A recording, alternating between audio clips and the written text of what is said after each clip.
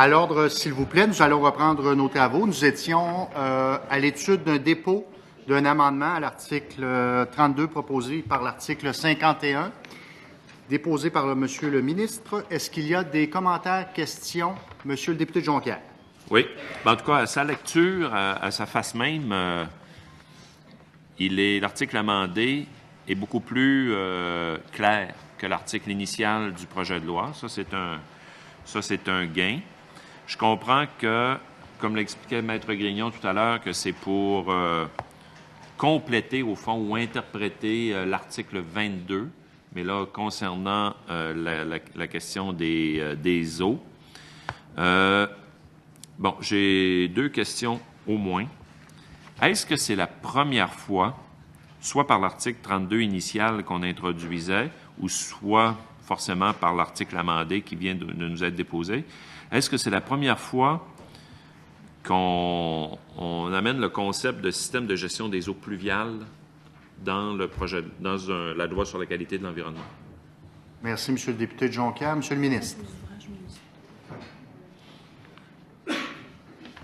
La notion est également dans la section sur les ouvrages municipaux. Dans le projet de loi? Oui. Donc, c'est la première fois que ça arrive dans la loi. Vous comprenez ce que je veux dire? Oui. OK, excusez, oui, dans ce sens-là, oui. OK.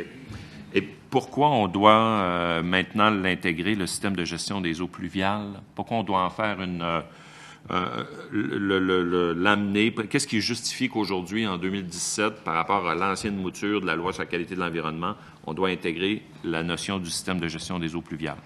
Merci, Monsieur le député de Jonquière. Monsieur le ministre, alors vous me faites signe que c'est Mme Robert qui va prendre la parole. Je vais vous demander de vous identifier avant d'intervenir. Caroline Robert, je suis directrice de l'eau potable et des eaux souterraines au ministère du Développement durable, de l'Environnement et de la lutte contre les changements climatiques. Merci, Mme Robert. Alors, ça va, consentement. Mme Robert, la parole est à vous. Tout à fait. Donc, c'est vraiment dans une volonté de mieux gérer les eaux usées qu'on vient introduire ce concept-là parce que les eaux pluviales, traditionnellement, se retrouvaient dans les égouts et quand on a de la pluie, amenaient des débordements, notamment, peuvent amener aussi, lorsqu'elles sont mal gérées en milieu urbain, de l'érosion, donc différents problèmes. Et donc, c'est vraiment dans une volonté de mieux gérer ces eaux-là qu'on veut s'assurer d'un encadrement adéquat.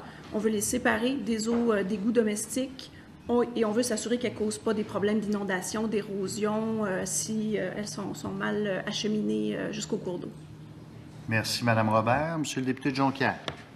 Parce qu'il y a je comprends que c'est parce qu'il peut exister des systèmes de gestion des eaux pluviales qui sont différents du système d'égout. Effectivement, de plus en plus, on souhaite séparer les deux de façon à pouvoir gérer l'égout et la contamination qui lui est associée d'une certaine façon et les eaux pluviales d'une façon qui est plus appropriée et d'éviter que les deux se retrouvent dans les mêmes conduites et génèrent notamment des débordements. Quelle forme peut prendre un système de gestion d'eau pluviale qui n'est pas un système d'aqueduc? Qui n'est pas un système d'égout? D'égout, pardon. Je lisais d'égout, bon. Je veux dire. Ouais.